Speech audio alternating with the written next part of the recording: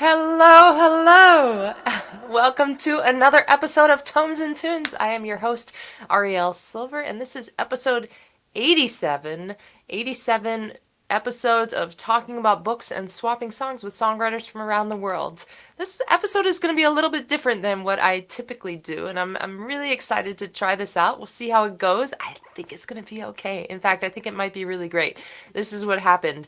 Back in December, songwriter Steve Key, who is a wonderful storyteller, wonderful songwriter. He lives up in the central coast of California, and he was coming down to Los Angeles for something. And he and his wife came over. He called me up and he said, "Hey, what are you doing?" I said, "I don't know. Let's go have a little lunch in my backyard, and then let's get in the shed and do a side by side." Tomes and Tunes. This is a vision that I've had for the show where as the world starts to open up and tours start to happen, that we would actually sometimes sit down in the same place together and have a conversation. And so that is exactly what we did. Steve came over, I set up the microphone. I've never done this before, and this show is all about just taking chances and being in process and not worrying about as close as I live to slick Hollywood. This show is all about just, moving forward, even if you don't know all the answers. That's what the conversations are about, and that's how this whole show has kind of run. So that time that Steve came into my little shed back in December, it was exactly that. I set things up here for the first time, and we had a great conversation. He played a bunch of songs and got to hear stories, and it was really nice. The way that I know Steve is that he has booked me a couple times at a beautiful winery called Sculptera Winery up in the Central Coast. And coming up in May, I'm going to actually be back up at Sculptera playing with Steve for his Songwriters at Play weekly show. And I'm also going to be at his home doing a house concert on his front yard, I think. And if you are in the Central Coast area, May 1st, mark your calendar. I would love to see you, and I would love to have you at that house concert. I think I might have stumbled on that word. I don't know why. Anyway, here we are today, and it is just me, Tomes and Tunes. I'm going to bring in that episode that we recorded with Steve in just a moment, but I realized when I was watching back the episode that I never shared the books that I'm reading, and so this is a book talk and song swap, so I thought I'd do that part right at the top, and then we'll get right into Steve. As you know, if you've been watching the show the last few weeks, we've had a residency from a local Los Angeles band called Icy Hawks in LA. So I thought, what better opportunity than now to bring out this book by Helen McDonald, H is for Hawk. This is a book that I absolutely loved when I first read it a few years ago, and I want to share a little passage with you. This book is a braided story. She's working through the grief of the loss of her father. Her father had recently died, and she is also training a hawk. And also she is exploring throughout this book T.H. White, the author T.H. White, and his own story. So it's kind of an interesting triple braid style of a book. So I'm going to read a short passage for you from here, and we're going to get into our show with Steve in just a few moments. I think you're going to really love this book. I love the writing of it. So this is just a little piece. A few years ago, I met a retired U-2 pilot. He was tall, flinty, and handsome, and had just the right kind of deadly stillness you'd expect from a man who'd spent years flying at the edge of space in a dusty black American spy plane. The geopolitical aspects of his role were truly disconcerting. But as a day job, it was absurdly cool. At 80,000 feet, the world curves deep below you, and the sky above is wet black ink. You're wearing a spacesuit, confined to a cockpit the size of a bathtub, piloting a machine that first flew the year James Dean died. You cannot touch the world, just record it. You have no weapons, your only defense is height. But as I talked with this man, what impressed me most wasn't his deadpan tales of high adventure, the incidents with Russians and so on, but his battle against boredom. The 9-hour solo missions, the 12-hour solo missions. Wasn't that horrendous, I asked. It could get a little lonely up there, he replied. But there was something about how he said it that made it sound a state he still longed for. And then he said something else. I used to read, he said unexpectedly. And with that, his face changed and his voice too. His deadpan Jaeger drawl slipped and was replaced with a shy, childlike enthusiasm. The Once and Future King by T.H. White, he said. Have you heard of him? He's an English writer. It's a great book. I used to take that up, read it on the way out and the way back. Wow, I said. Yes, because this story struck me as extraordinary, and it still does. Once upon a time, there was a man in a spacesuit, in a secret reconnaissance plane, reading The Once and Future King, that great historical epic, that comic, tragic, romantic retelling of the Arthurian legend that tussles with questions of war and aggression, and might and right, and the matter of what a nation is or might be. White is not a fashionable writer. When I read English at university, his name wasn't mentioned at all. But once upon a time, White was very famous indeed. In 1938, he published a children's book about the boyhood of King Arthur called The Sword in the Stone, and it made his name and his fortune. Disney snapped up the rights and turned it into an animated cartoon. White went on to write The Once and Future King, which covered the rest of the Arthurian story, and that in turn inspired the stage musical and film Camelot. White's reworking of Arthurian legend was hugely influential. When you hear Kennedy's White House described as Camelot, that is White. Jackie Kennedy quoted lines from the musical after her husband's assassination. When you think of the wizard Merlin wearing a tall peaked hat embroidered with stars, that is White too. And when I think of the U2 pilot up there reading a book about King Arthur, a book that had been wrenched strangely into a fairy tale about American political life, I can't help but think of a line written by the poet Marianne Moore. The cure for loneliness is solitude. And the solitude of the pilot in the spy plane, seeing everything, touching nothing, reading The Once and Future King 50,000 feet above the clouds, that makes my heart break just a little, because of how lonely that is, and because of some things that have happened to me, and because T.H. White was one of the loneliest men alive. So that is my book share for today. H is for Hawk by Helen MacDonald. If you are a book lover, please let me know what you're reading in the comments, and also let me know where you are tuning in from. I don't have any news exactly to share with you for my front. I'm going to play a song, and I do have some news. I'm going to be sharing it with my Patreon supporters very soon, and after that, the folks on my mailing list. So if you would like to know what's going on in my musical life, please, I hope that you will consider joining my Patreon or my mailing list, or both. And meanwhile, this is a song called Miracle, and then we're going to get to the conversation with Steve Key for episode 87 of Tomes and Tunes.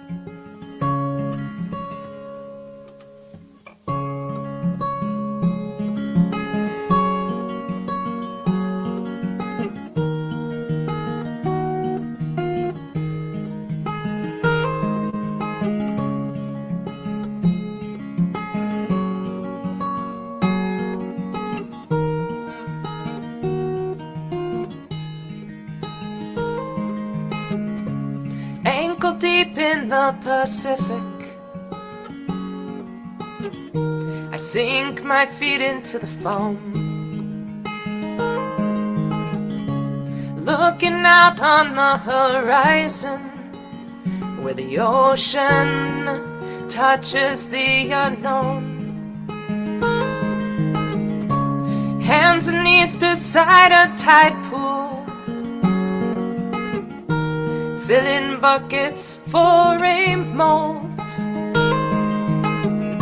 while my daydreams are drifting by. You've built a castle with a moat. Ooh, I call it a miracle. You call it unpredictable odds. And maybe I'm more sense and sensibility. Maybe you're more Star Wars and Disney spinning the teacups. Oh, faster and faster, and I'm looking up for the belt of Orion, beyond the circle of airplanes flying Europe on LA Stars Award Show fashion. Ooh, I call it a miracle. It seems improbable, the chances, when I think of space and time. We'd even land in the same country. You say, what a lucky roll of dice. Ooh, I call it a miracle. And maybe I'm more Sense and Sensibility. Maybe you're more Star Wars and Disney spinning the teacups. Oh, faster and faster, and I'm looking up for the belt of Orion, beyond the circle of airplanes flying Europe on LA Stars Award Show fashion. Ooh, I call it a miracle. You call it unpredictable odds. Ooh, I call it a miracle. And maybe I'm more Sense and Sensibility. Maybe you're more Star Wars and Disney spinning the teacups. Oh, faster and faster, and I'm looking up for the belt of Orion, beyond the circle of airplanes flying Europe on LA Stars Award Show fashion. Ooh, I call it a miracle.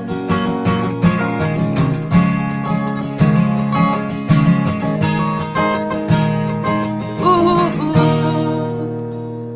I call it a miracle.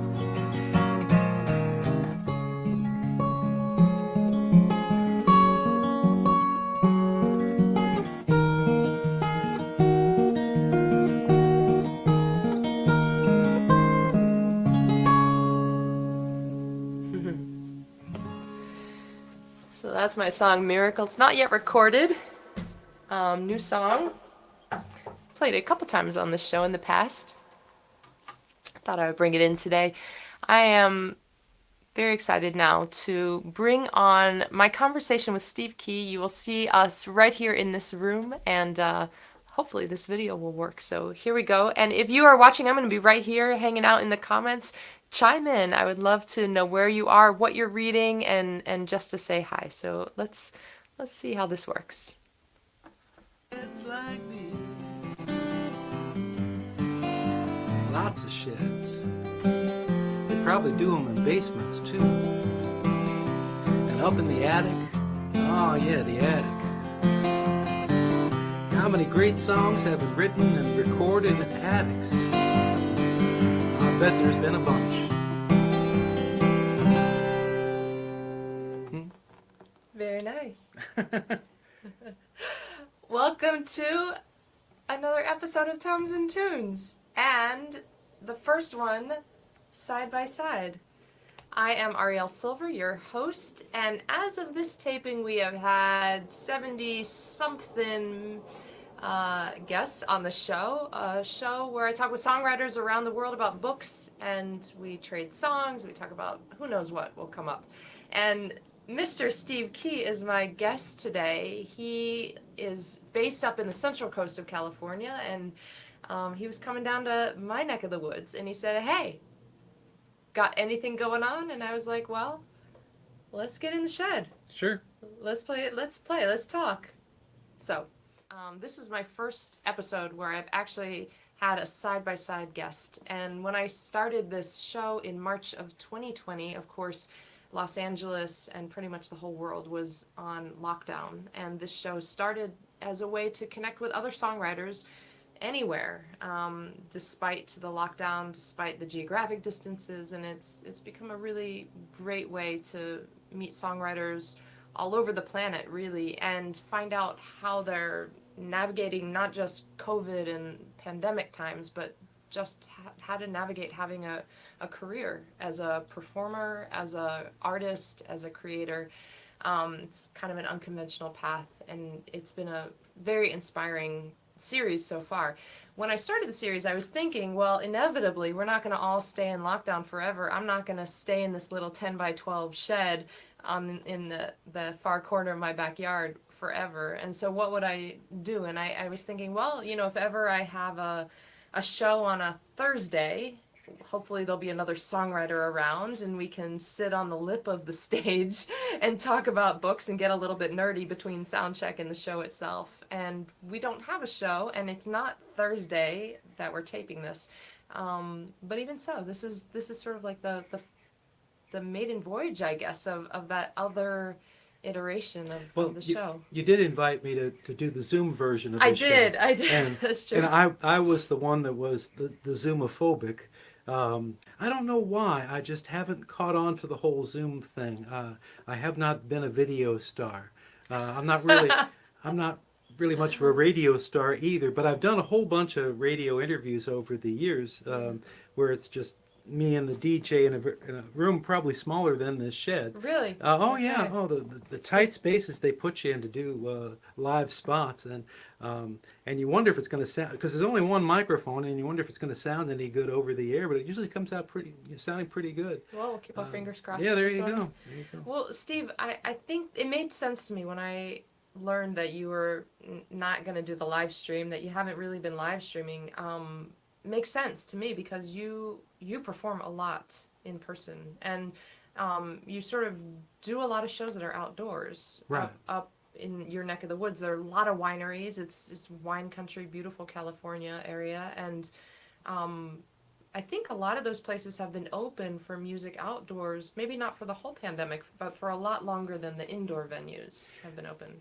Yeah, of course, like everybody, it started off seeming like it was going to be just like a 2-week shutdown or something. Yeah.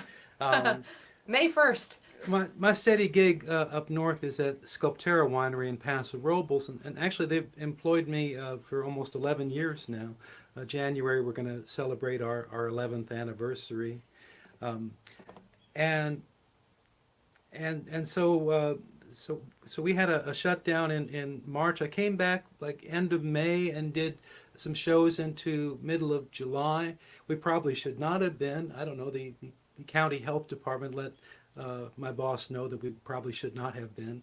But then there was the longer shutdown. I came back in February of this year, and I'm there every Saturday.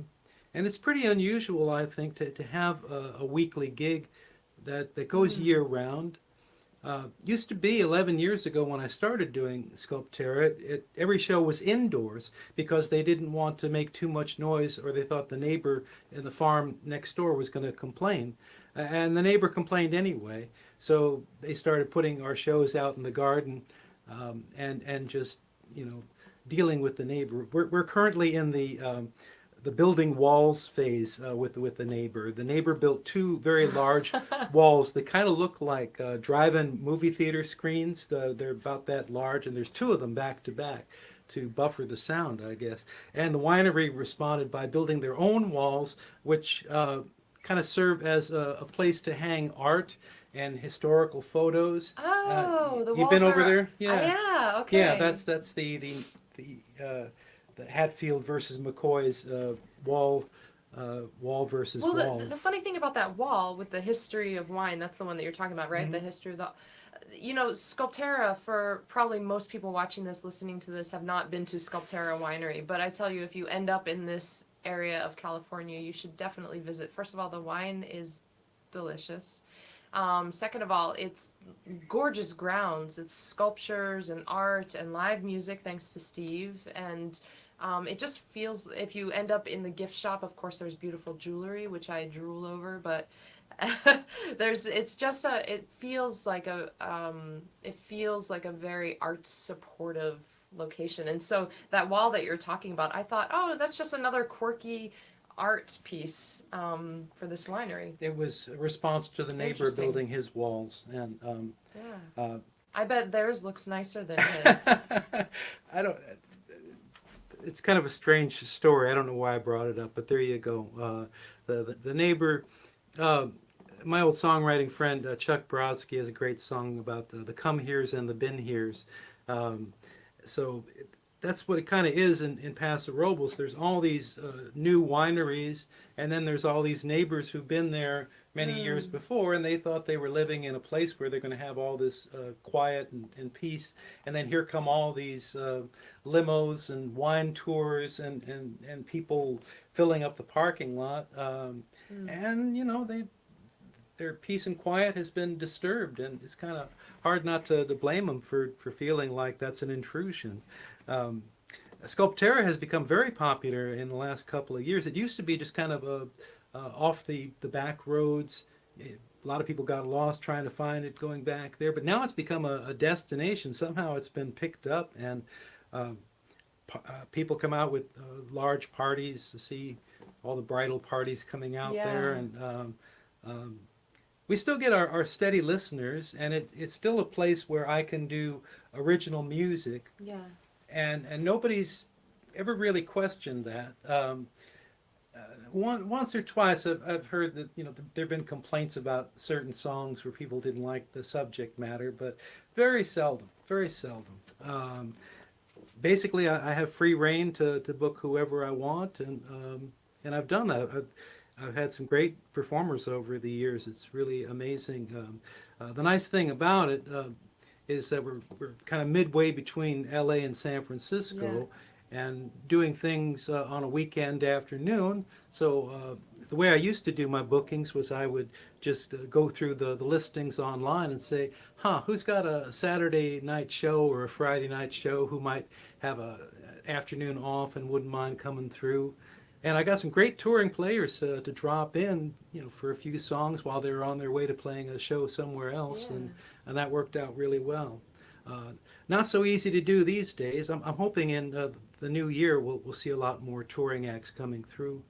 But that's all right. It just gets me to focus more on our local performers and put more of them up there on the stage. Try to be more of a community. Well, first of all, I thank you for having me on your stage a couple times now. Yeah, we've had some fun up there. Yeah, we've had a lot of fun. I've been really curious about this because you're kind of very well known for all of the music series, and you produce a lot of shows over the years. You have produced a lot of shows like this one at Sculptura, but we were talking earlier this afternoon about some of the other ones, and I had taken a decade off from playing. I moved to California. Unlike most people who move to Los Angeles to become a star, I basically moved to Los Angeles to hide in the behind the scenes world, and I wasn't performing, but I knew about you. I knew about you booking shows, and I kind of made a note of your name on my list of in case I go back to performing one day, and years later, surprisingly, I did come back to performing, recorded a new album, and wanted to get back into this career, like both feet in, all eggs in that basket kind of way. And I called you up and I said, hey, I'd love to play at Sculptura, or actually I didn't know about Sculptura. I just knew that you were, that guy that had, you were producing and these shows and bringing live music into places that maybe weren't traditionally live music places. So here's my question. How did that happen with you? How did you, because you are a longtime songwriter. We've talked about how you, did the whole Northeast circuit. You've been in Nashville and done that. And you made your way out to California. At what point did you integrate being a performer and showcasing other performers? Well, I guess I've always taken an interest in that. You play a show and you think, I could do this. I could put on a show somewhere. When I was first playing bars in the Bay Area where I grew up, I would sometimes host an open mic, or sometimes put on a show. I don't think I really started doing it frequently until I moved to the East Coast. My family's originally from New York City, but I was raised in California. But I always felt a calling to go back to New York and explore it. I stumbled upon some people in Greenwich Village who were putting out their own records. They were doing very basic recordings of the people who were in Greenwich Village at the time. This was 1982, and I bought their vinyl sampler albums, and from that I discovered songwriters like Suzanne Vega and Sean Colvin and David Massengill and Jack Hardy and Rod McDonald and all those great writers who were part of the scene at the time. And that's kind of what it was. Jack Hardy was kind of the instigator of a lot of that, and Jack believed in documentation. And for $2 you could have a sampler album with 12 artists on it. And some of them were like well-known figures on the folk circuit, like Dave Van Ronk and Ed McCurdy. And but there were a lot of newcomers. There was a lot of new writers on there. And Jack, I think, had been a journalist, and he liked to have a little bit of a magazine thrown in there with the sampler album, so you could get the lyrics and also some stories of what was going on in the scene. I thought that was so cool. I was living in San Francisco at the time. I was just visiting New York in '82, but I went back to San Francisco and I showed this to my friends. I said, can we do something like this? And we did. We produced 2 sampler albums with magazines in them. And but then it got to the point where I really wanted to be part of Jack Hardy's scene in what eventually became called Fast Folk, the Fast Folk musical magazine. And I moved to New York in '85. And I went to Jack's apartment on Houston Street in the Village. And boy, they used to have wonderful weekly get-togethers. Jack knew an Italian woman named Germana Pucci who could make the most incredible pasta. And we just had some wonderful songwriter gatherings and pasta dinners. And Jack came up to me after I played my song, and he said, next Thursday, I want you to go catch the D train out to Brooklyn to Mark Dan's place, and he'll record you for our next album. So I was on the June 1985 edition of Fast Folk, track 1, side 1. I felt like such a big star.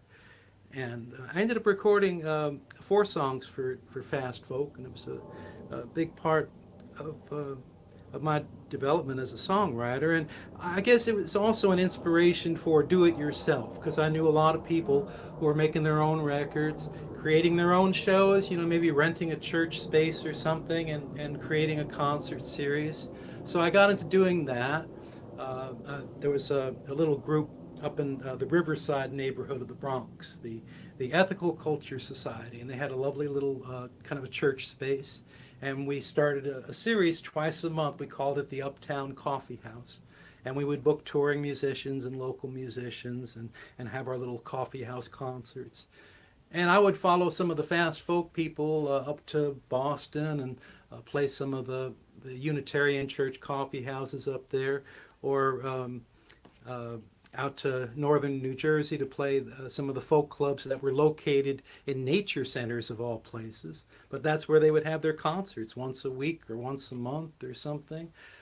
And it was, basically do it yourself. Create a scene. You don't have to wait until the established club books you. I was not going to headline Folk City or something like that. But I could create something. I could go to a church space and say, can we do a show here? And I did that during my time in New York. I did that when I lived in Washington, D.C. When I lived in Nashville for 5 years, I was a member of the Unitarian Church there, and I would bring people in to play our church hall, and had some wonderful concerts there. And I continue to do shows like that, not in church spaces these days, but up in Paso Robles, you got 240 wineries, so and they all seem to have money to pay musicians, so there's a lot of gigs up that way. This is reminding me of your song about Jesus and wine. Oh yeah.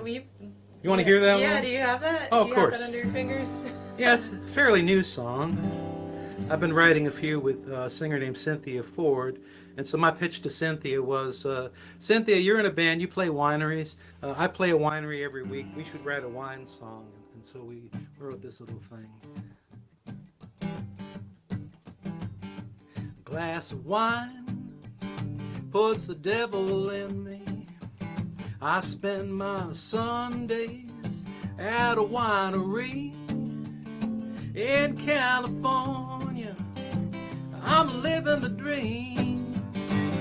Jesus was a winemaker, and I believe. A glass of wine is coming my way. I must have been baptized in Chardonnay. That glass of wine turns into four. Jesus was a winemaker, praise the Lord. Oh, don't blame me, it's the man from Galilee who said at the wedding, his rounds on me. I'm just following the path he showed to me. Jesus was a winemaker, and I believe. Did I say too much? Was I too bold? A little wine, and I find I'm bearing my soul. So forgive me if my words spilled out too fast. Jesus was a winemaker, raise your glass. When he made wine, what kind did he make? Was it Manischewitz or a fine champagne? All the people at the wedding say, what's it to ya? Jesus was a winemaker, hallelujah. Jesus was a winemaker, hallelujah.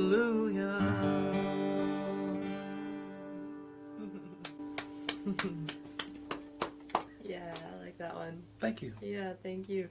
I just thought that was that came to mind because you were talking about how you used to produce shows at the churches, Right. and now you're producing shows At the wineries, and you know, same thing, music. Wherever you can find a venue. It's still, one of those projects in the back of my mind is like, can I actually start a music venue, a dedicated music venue? When we were having lunch earlier, I talked about this one venue in Morro Bay where the owner kind of gave me free rein to do whatever I wanted. Ended up doing like 7 or 8 shows every month for a couple of years. We had a monthly song contest. We had a monthly tribute night. I had touring artists come through where I could put on a concert for them. And every Monday night we had our songwriter showcase, and we had featured artists on that. We had a lot of touring artists come through. It's amazing if you put on a show on a Monday how many touring players you can get, because they're like, where am I going to find a gig on a Monday night? And That's right. Me, I'll book you. Yeah, well, I mean, if you're traveling through and you're getting ready to do your Sunday show, if you can extend the weekend another day, that's another day of work. That would happen quite often, where they'll play Sculptera on a Sunday and then come play Morro Bay on a Monday. Oh, those were the years.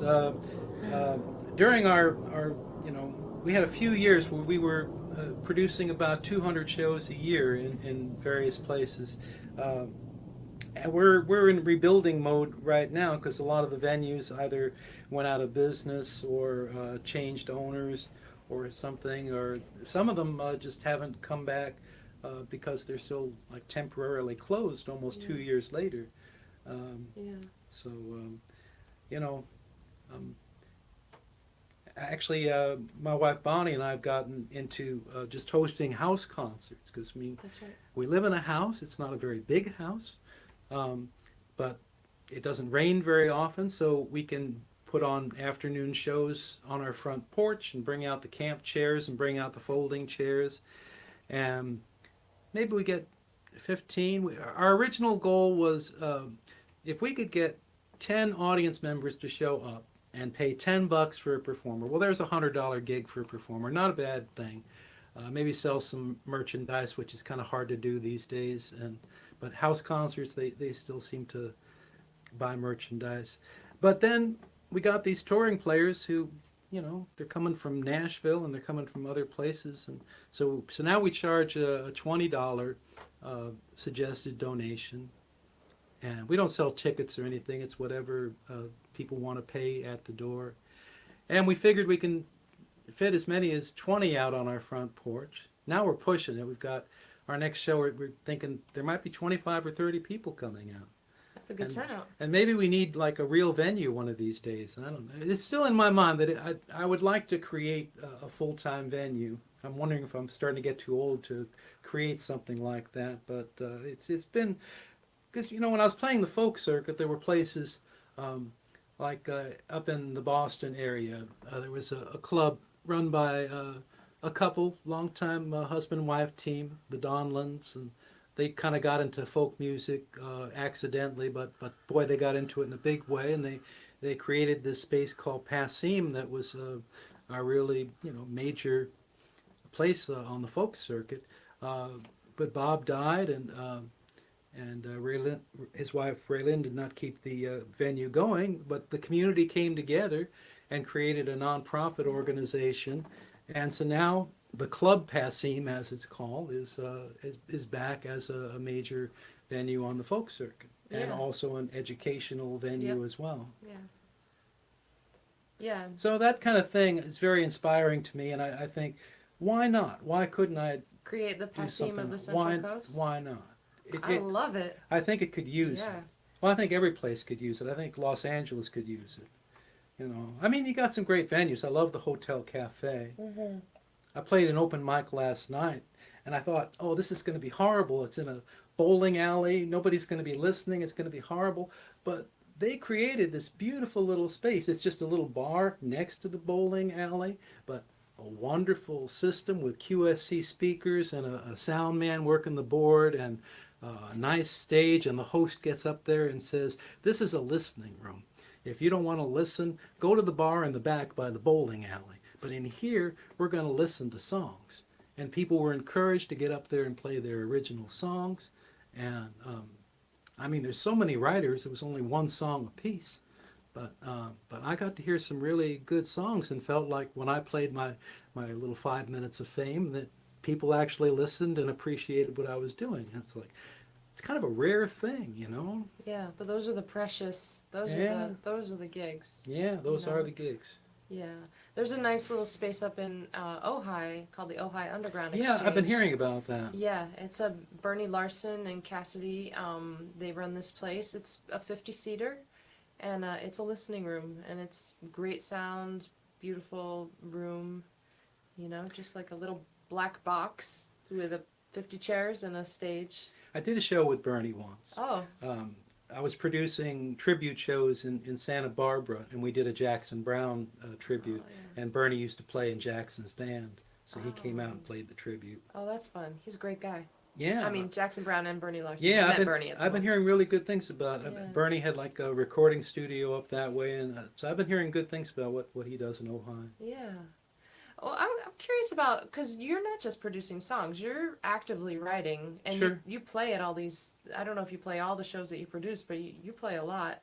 What does your songwriting life look like? So putting aside the show production, you write alone, you write with people? Yeah, well, as I mentioned, I lived in Nashville for a while. I had one song recorded by a country singer, and that kind of led me to go to Nashville for a while and play the game. Going to Nashville taught me about co-writing, and my takeaway from Nashville was that I really enjoy co-writing. As a folk singer, I didn't really know co-writing at all. It was, basically the singer-songwriter, the performing songwriter, the artist is the songwriter. But of course, in Nashville, there's a lot of artists who are not writers, or at least that was the tradition. Maybe it's gotten back to more the artist is the co-writer. The joke among songwriters in Nashville was, well, the artist was in the room at the time the song was being written, and they're the ones with the contract, so I guess we're going to cut them in for the publishing on that. but yeah, I was working with publishers and pitching songs to artists and record labels and producers. I got a few things recorded. It did not end up being, a total success for my musical career. I guess I'm still a folkie at heart. The idea of I'm certainly not opposed to writing hits. I'm certainly not opposed to selling my soul if somebody would like to buy it. But I don't know. I really like the folkies. I like what they were writing. Um, I went through a period in Nashville where I was not writing. I kind of stopped writing, and I went to a Folk Alliance conference in Albuquerque. Did I mention that we're under the flight path? I can hear him. I can hear him. Hello, Burbank. Okay, yeah. Yeah. So go on. So yeah, I went to this conference in Albuquerque, and this guy named Dave Moore. Dave Moore from Iowa City. What a wonderful man. And he was singing this song called Mr. Music, where basically he was lamenting how it used to be just him and Mr. Music creating these beautiful things, and now he's out there trying to make money with his music, and how that's changed him and it's taken him away from what was beautiful about the music. And I broke down in tears. That really hit home for me. That I was there, I was, reading the list of who was looking for songs, and sitting down with a co-writer and saying, come on, let's write something for Sawyer Brown, and trying to do that. And I was not ultimately very successful at doing that. And what really was true for me was to be a folk singer, to go out and meet people and listen to their stories and write songs from their stories, and write songs about what was happening in my life, and write songs about whatever you wanted to write about. The very first song of mine that somebody recorded was a song called Oat Bran Muffins. I mean, just silly things like that. But that's kind of my feeling about it, was like, I can write a song about anything. Something just strikes me as funny or unusual or whatever. That's a folk singer to me, just somebody who writes about what's happening in ordinary life. Okay, if that's what a folk singer is, what are the other people doing? What are the other people The doing? non-folk singers. They're talking about she loves my truck and everything. It's like this, but maybe they're writing from their what is true to their culture. Maybe I can't come in there as the ex-New Yorker and ex-Californian and come in and try and play something that will ring true for them. Maybe I can. Maybe I do have some songs that will cross over. I think of an ex-New Yorker, current Californian who's done very well in Nashville, and I always thought of him as being kind of a folkie. A guy named Steve Seskin. He had like 11 #1 country hits, and he never gave up his California residency to do it. He didn't join the Baptist Church in Nashville to do it either. I don't think he plays golf either, which is a big thing in Nashville. But yeah, I mean, there are times I've felt like I could get in there and do this. I could go into a publisher's office and write songs on the spot. And I did. I turned in a lot of songs. I did a lot of co-writes. I did not come away from it saying, wow, there's some songs here that I really want to keep for the rest of my life. Maybe a handful, maybe a dozen, I don't know. Actually, after listening to Dave Moore play his song about the music, I went back to Nashville and I wrote a song, my very first song in a long time, and I still play it to this day. Just basically about, my feelings about the music and what my connection to the music was. It sort of sounds like a setup to me playing this song. Would you mind that? I would love it. Yeah. There's a few stories in this song which I don't always get the time to tell. In the first verse, I was kind of inspired by a songwriter in Nashville named James Talley, but not for his music. James had a day job of being a realtor, so I would see James's name around town on his real estate signs. I knew he was a songwriter. He was famous in the 80s during the Jimmy Carter administration. Jimmy Carter proclaimed James Talley to be his favorite songwriter and invited him to play at the White House, and he was kind of a thing for a while there. But at the time I was in Nashville, he was not performing very much. He was doing his day job as a real estate agent. So he's in there. Who else is in this song? When I was leaving Nashville, there was a guy named Hunter Moore who covered this song. A bunch of songwriters got together and gave me a farewell party by singing my songs back to me, and that was real special. And Hunter was a part-time realtor, and so that was kind of cool that he got this song. But let me...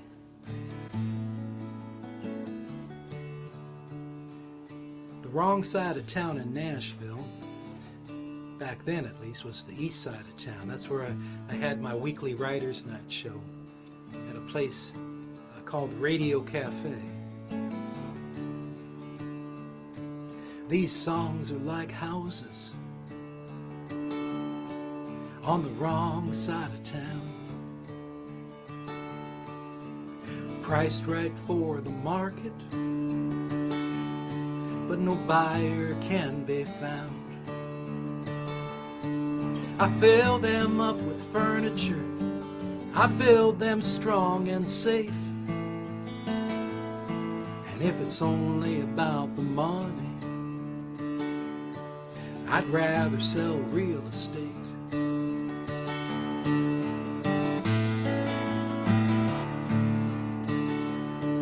These songs are my children, who've all grown up and moved. I gave them up for adoption on 16th Avenue. But I'd see them every Thursday night when I sing real good for free. And if it's only about the money, I'd rather raise a family.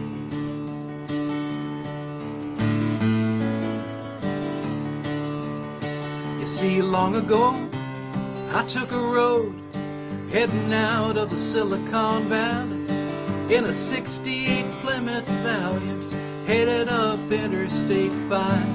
And I could have made a good living back home in the Silicon Valley, with a home in the Santa Cruz Mountains, singing somebody else's life.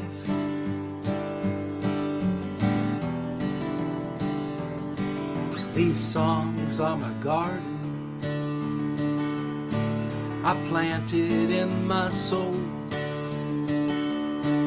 I keep them here inside me, so they can't die from the cold. The dollar bills on the branches are all overgrown with weeds. And if it's only about the money, I'd rather scatter seeds.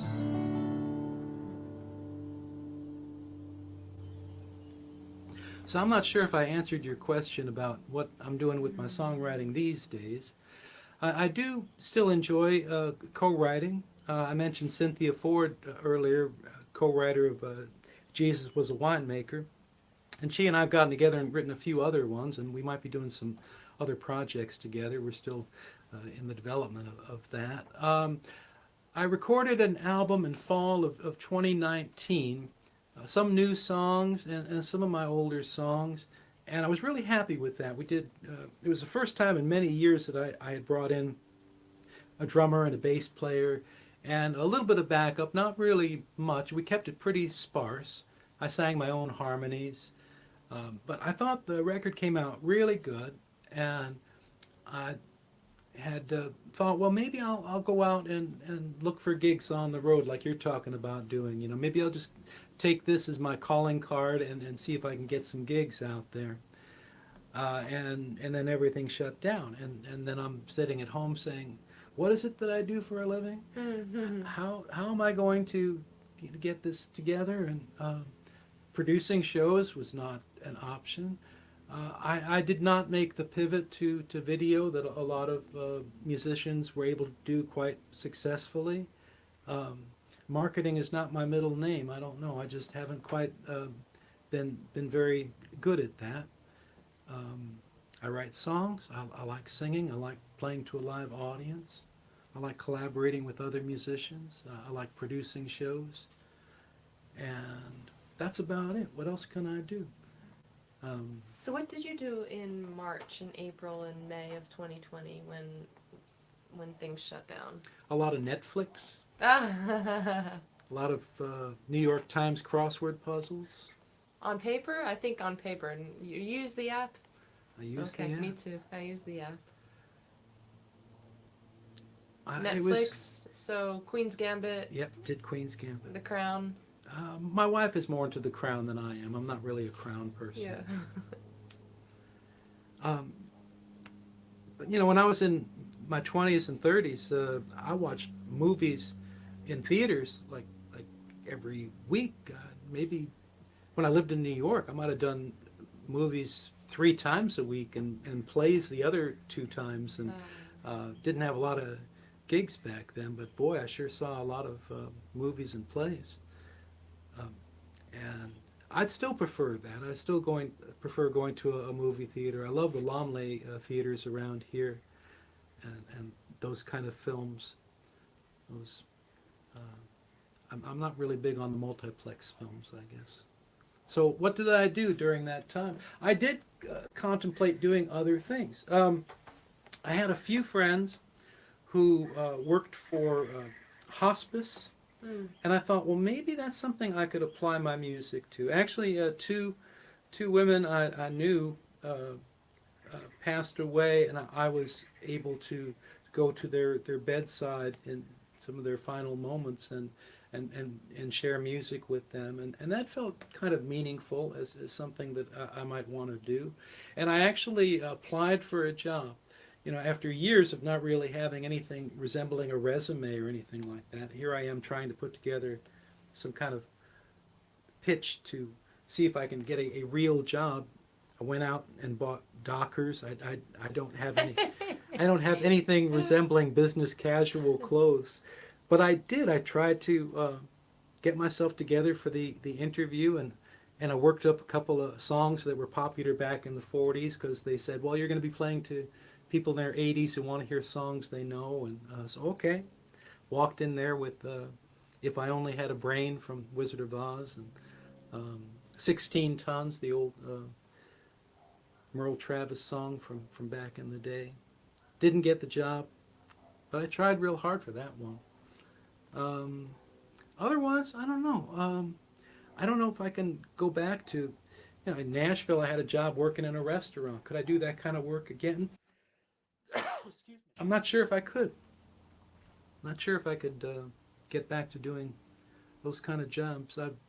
I've had all kinds of jobs over the years. Driving a delivery van, office work when it mattered how many words per minute you could type. Yeah. These things called data entry jobs. I had a lot of those. But now I don't think my computer skills are really up to getting office work if I even wanted to do that sort of thing. I don't know. I'm just Well, if you were in it for the money. If only. Do you have, so you play this winery circuit, and Sculptera, you were saying they like originals. They never asked you to do any, do the cover thing. But do you have a set of songs? Do you have songs that you think they're not songs you would necessarily play over there? Energetically, maybe they're sadder songs, or I don't know. Do you find that you still write those songs even if you couldn't play them in that setting that you're in so frequently? Are you asking, do I write ballads that I will not be playing at a non-concert type gig? Yeah. Sure. Yeah.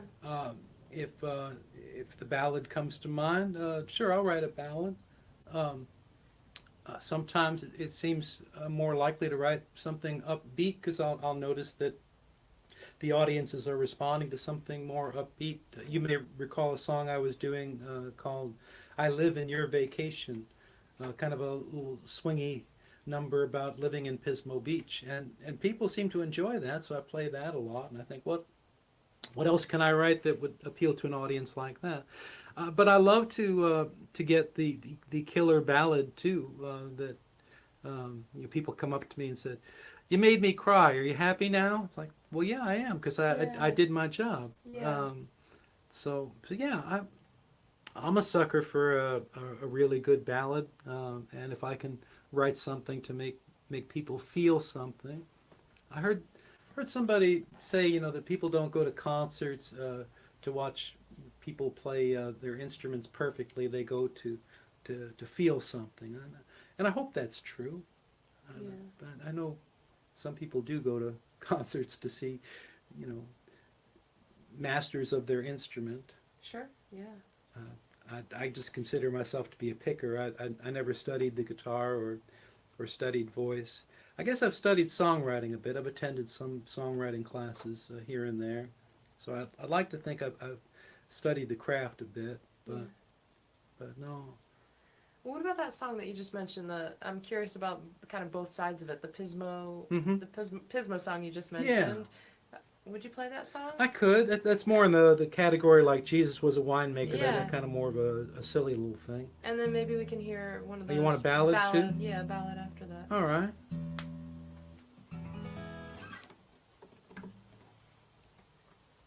Yeah, I live in Shell Beach, which is technically part of Pismo Beach. It's on the north side of Pismo Beach. We do not have our own little incorporated city of Shell Beach, but it feels like its own little town.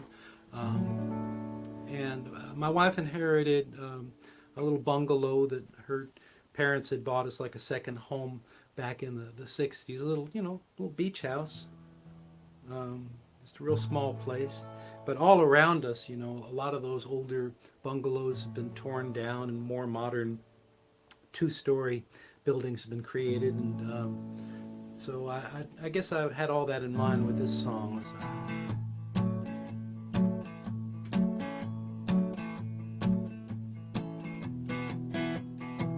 Spring break, traffic jam, Easter bunny on the concrete clam. Here they come from Fresno and Bakersfield, spreading blankets on the sand, tattoos ready to be tanned, leaving cigarette butts and banana peels.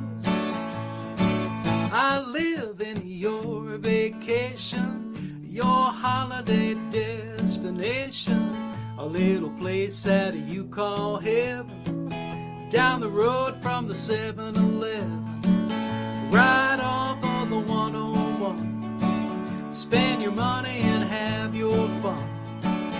Paradise is my damnation. I live in your vacation.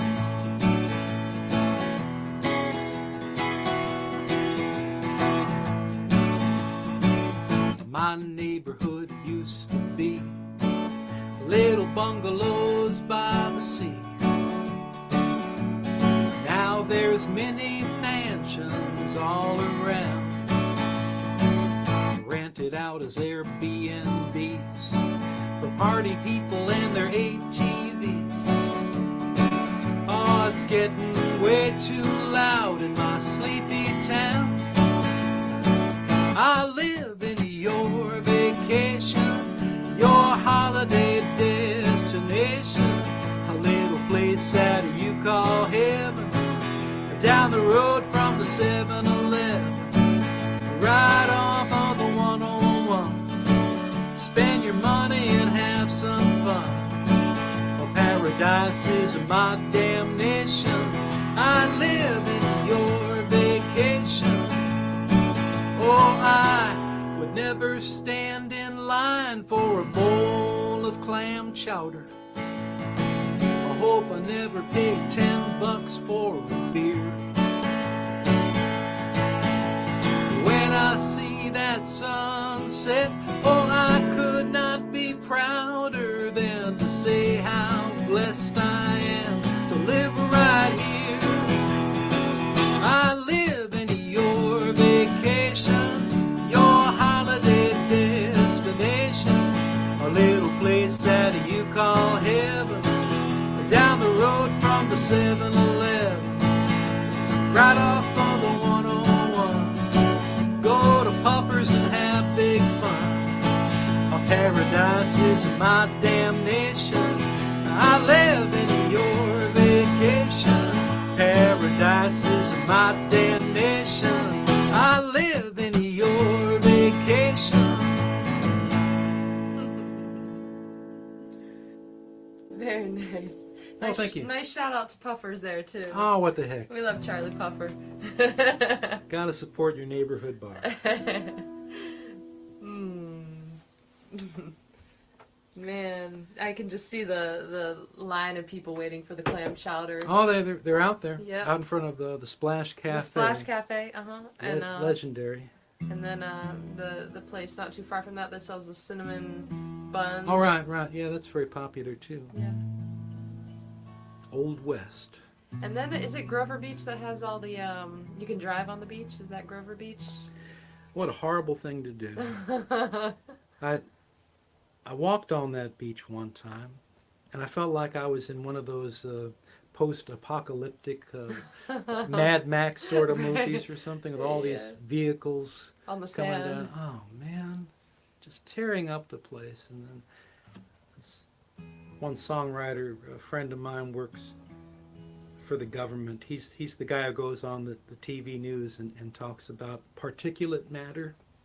That's his thing. Is they go up in the neighborhoods a little bit upwind from the dunes, and people be complaining about how they couldn't breathe from all the dust being kicked up by the ATVs on the sand dunes. And so it was Larry's job to get on the TV and say, yes, we've been studying the particulate matter here up on the mesa, and nothing conclusive so far, but we'll be right back to you when we get a conclusion for you. I don't know what Larry would say.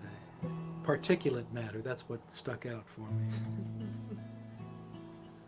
Okay, I'll play a ballad that actually got started back when I was living in Washington, D.C. I was hosting an open mic, a young woman named Ann Wortman, and it was after Nashville, so I was still at a point where I liked co-writing, and Ann had not co-written before, and it was very awkward. We sat there for an hour in a room and got nowhere with it, and at the end of an hour she said, I have these poems, maybe one of these could work. And so I basically looked through it and took what I thought were the really good lines and tried to create a song rhyming her really good lines with some of mine, and just converting a free-form poem into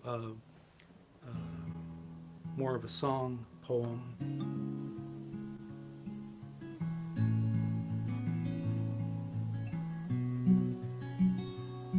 New and tender like the spring, I was open to everything. I was green, so green. You smiled at me and I couldn't think. I must have blushed a perfect pink, like a rose unfolding slow. You were golden and you made me shine, and I thought that you were mine for a brief but precious time. And I was golden too, golden like you.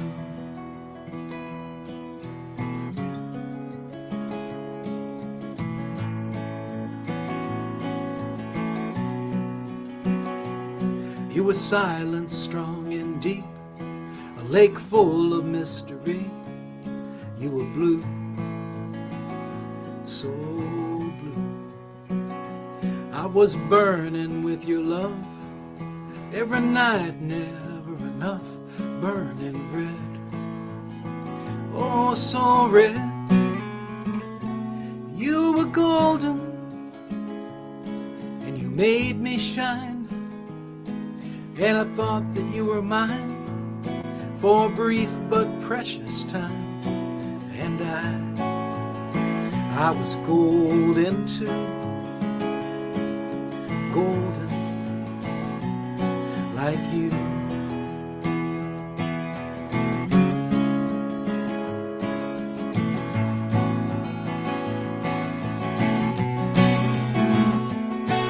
Then you turned out the light, and you left me in the night. It was black, so black. No more fire, only smoke. No more colors when I woke, only white. So cold and white, you were golden, and you made me shine. And I thought that you were mine for a brief but precious time. And I was golden too. I was golden, just like you. I was golden.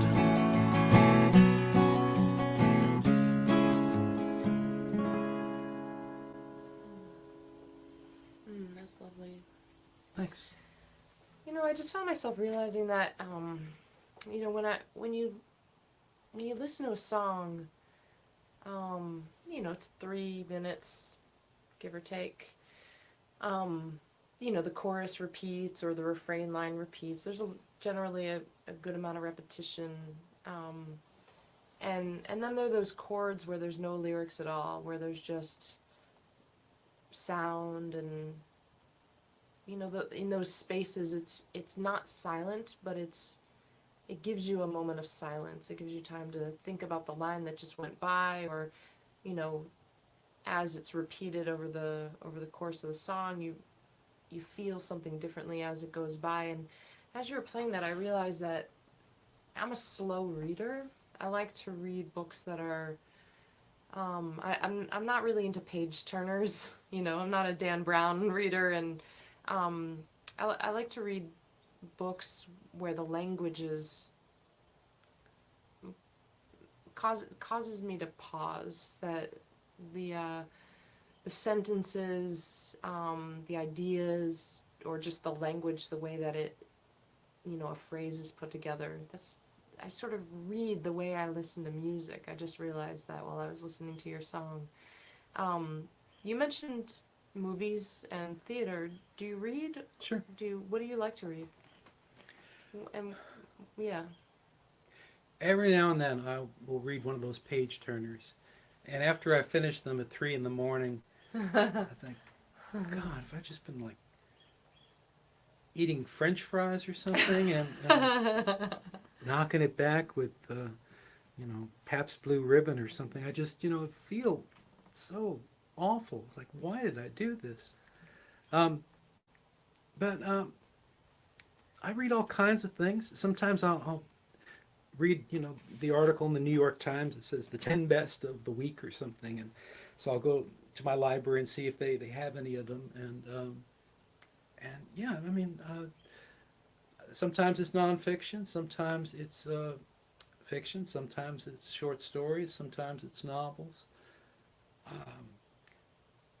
I don't maintain a list of everything I've read, and so to be able to tell you off the top of my head, I sort of feel like Sarah Palin on the Katie Couric show saying, I read all kinds of magazines, I just don't remember which ones.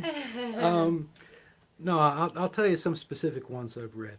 I really enjoyed Mary Gaucher's her Saved by a Song. I read that very quickly, and I did not feel like I was eating French fries. I like music. That's a quote right there. You should send that one to Mary Gaucher. Yeah. She'll have to watch this show to get that quote. I actually started reading a book. I'm only about 2/3 of the way through it, that you mentioned in one of your live streams, was A Field Guide to Getting Lost. Oh yeah, Rebecca Solnit. Yeah, I'm still reading it actually. Boy, there's some tough stories in there. Yeah. And she's a great example of a book I read slowly. you know. Well, she goes in so many different directions, and Yeah. she start on one idea, and then she's telling a personal story, and then half a page later she's getting into a film she liked, or some author she was reading or something. And we're listening to the squirrels on the rooftop, Yeah. I guess. But yeah, I mean, she had some very, very hard stories in there. The grandmother that she didn't know very well, who came over from the old country, and she thought, she was told something by her family that wasn't true, and it turns out that her grandmother was institutionalized. That's right. Yeah. And one of the stories was that she came over from Russia or wherever to Los Angeles, and her husband, who had come over to the U.S. first, had actually found somebody else, and she ended. How did he? It almost sounded like he put her in an institution, Right, yeah. so he could marry his second wife. What a strange story that was. Yeah. And then that story might not have been true, that she might have actually been institutionalized back in Russia. And then there was the story about her longtime friend, who was the bass player, who was a drug addict and eventually died of an overdose, and just going through a few pages of that woman's crazy story. I've read a lot of recovery stories. It seems I'm really drawn to recovery stories.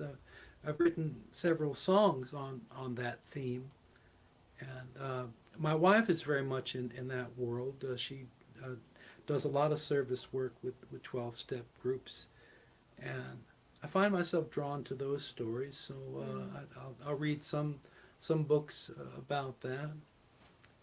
But again, it's a real variety of things. Anything I hear about. For a while, I was on a kick of reading a lot of Japanese writers, and that just interested me. Just a world I don't know. I've never been to any Asian countries, and you know, a lot of the popular writers. I liked Pat Conroy for a while. I read all of his books.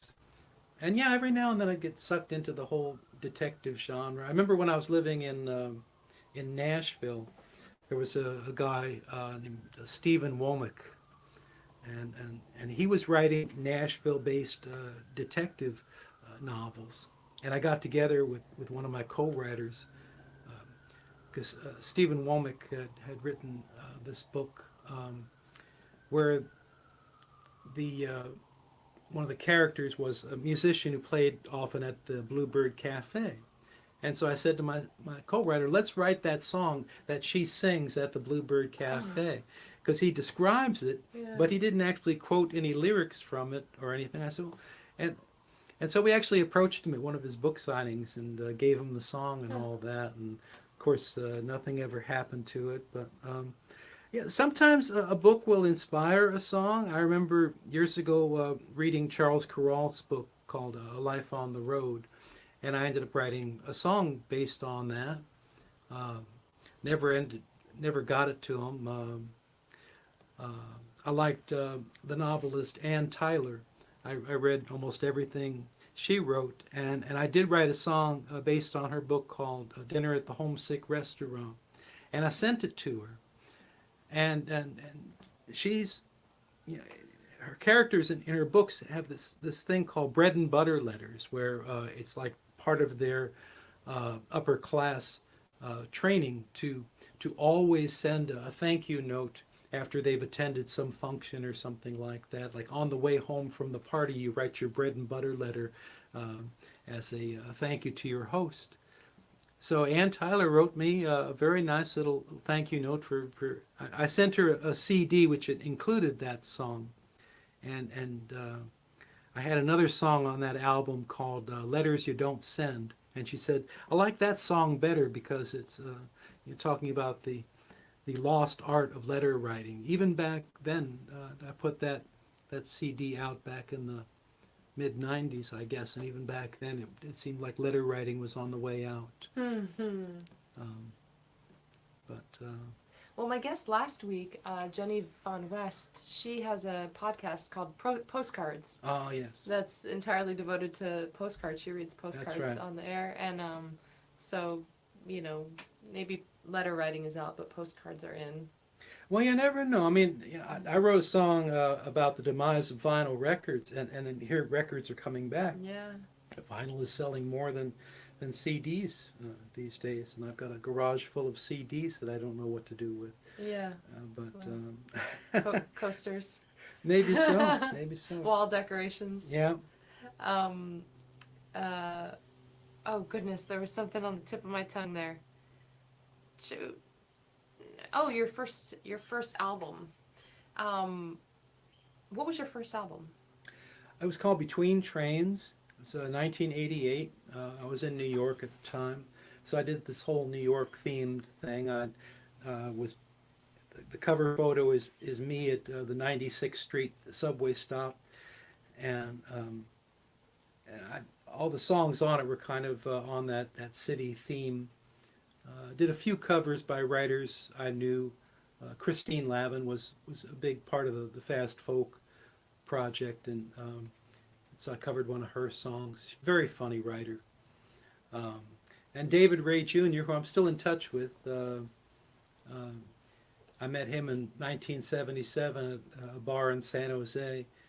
He played Monday nights there, and he would always talk about driving a cab in New York and what it was like to live in New York. And I think he might have had a little influence on me moving back to New York in my late 20s. But he had a song called "The Lure of the Bright Lights," and I still play that one. But yeah, songs that I was writing about being in New York in the mid 80s. How'd you record that album? How'd that album come to be? That took a while to get together. It was recorded in several different places. There was a studio in Brooklyn. I was traveling around with a lead guitarist, and our intention was to have a record that would be a duo record. But he dropped out abruptly, and I was left with this three-quarters finished project and not knowing what to do with it, or even if I should put it out as a solo. But I had a friend up in Boston named Dennis Pern, who was a bass player, and he kind of helped me finish the record. And there were other friends from the folk circuit who came in and contributed tracks. But it was a lot of the musicians that I knew in New York at the time. But yeah, it was a real hodgepodge of different recording studios in different places, but it all came together, and we finally got the album out. I imagine that was quite a thing. Now it's just, part of your history, but at the time, I imagine it was looming large in your mind. Well, of course, Right. I'd recorded over the years. I'd been to a lot of studios. I can't say I ever felt comfortable in the recording studio. Never really mastered all the gear and everything. Like I said earlier, I'm just a guy who writes songs and plays rudimentary guitar, and I like the live thing. I ended up doing a couple of live albums over the years, and even when I got together with a drummer and a bass player for the album that came out in 2019, I was doing it mostly live in the studio. Just we had separate rooms, but we were still recording all at the same time, and that felt right to me. Kind of more an old-fashioned way of doing things. Well, old-fashioned, but where can people find your music? Well, there is this thing called a website. Yeah. SteveKey.com. My album is distributed through Bandcamp, which I like quite a bit. I ended up being a customer of Bandcamp quite a bit. And you can download the album there, or request a physical copy, and I'll get the request and mail it out myself. And the usual digital sources, Spotify and things, even though I'm not really up to date on it. And they kind of messed up, and they combined me with some other guy named Steve Key, who put out albums in Oklahoma back in the 80s, and I don't even think is an active performer anymore. But Spotify, YouTube, and Apple, they've all got the two of us mixed together. And I think on Amazon, they've even included a third Steve Key, a guy who's more well known in the gospel field, who I actually met one time. He came up to me at a little songwriters conference in Washington, D.C., and handed me his card and said, Stephen F. Key. It's like, oh, we have the same name. It was, but, Don't misplace your keys. oh, R. Right. Steve, will you take us out with another song? One more And song. All right. We'll call it. This has been so fun. It's just lovely to sit and listen to you play. My claim to fame, the only song of mine to generate what they call mailbox money. A wonderful country singer named Kathy Mattea discovered the song and recorded it.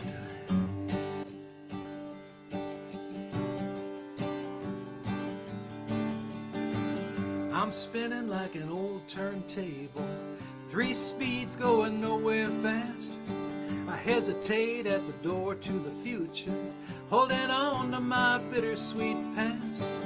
Me and all of the percolators, me and all of the rotary phones, me and all of my vinyl records, warped and scratched and out of date. 33, 45, 78, goodbye.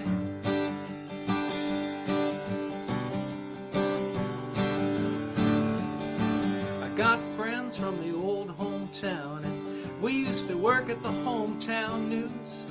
They got houses in a couple of cities, and I'm still singing the hometown blues. Me and all of the drive-in movies, me and all of the afternoon papers, me and the free-form radio, fading in and out of date. 33, 45, 78, going gone now.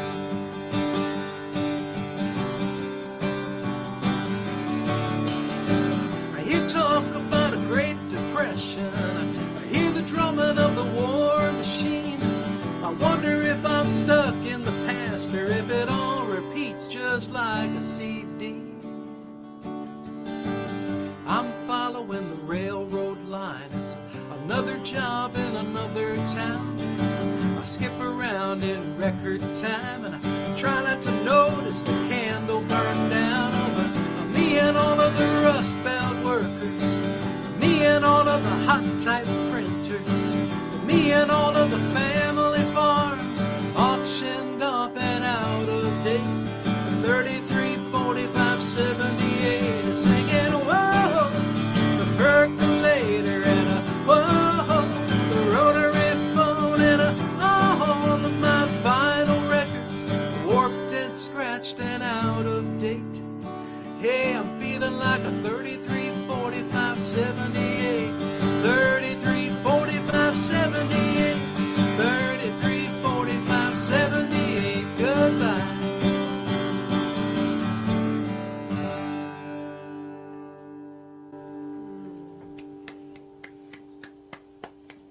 Steve, thank you so much for being here today. Oh, thanks for the invite. It was great. Yeah.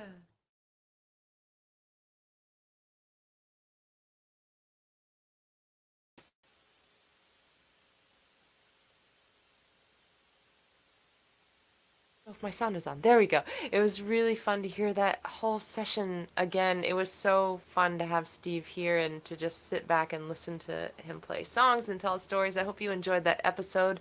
I'm looking forward to getting back up to the Central Coast and seeing Steve in person. We're going to be, he does this Sculptura winery thing every week and also has a couple of other shows that he produces, so please follow the links that I put in the chat box.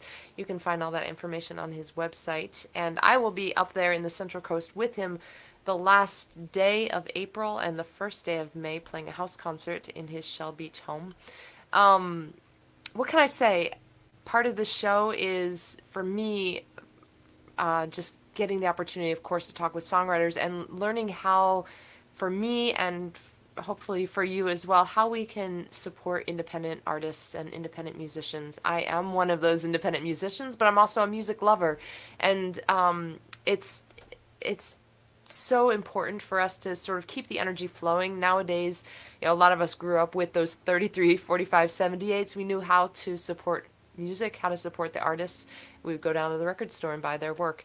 Nowadays, if you like, subscribe, follow, that's a really big help, and it costs no money to do that. So I hope that you will subscribe to my channel on YouTube and my Facebook page, Arielle Silver Music, and also follow Steve Key and the other guests on Tomes and Tunes on their platforms. You can find Steve on Instagram and on Facebook.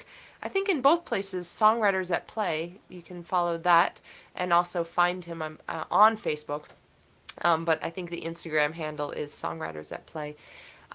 You can find his music on Spotify, and if you want to hear that song that he just played, 33, 45, 78, right now it's at the top of the Tomes and Tunes playlist, found.ee/Tomes and Tunes playlist.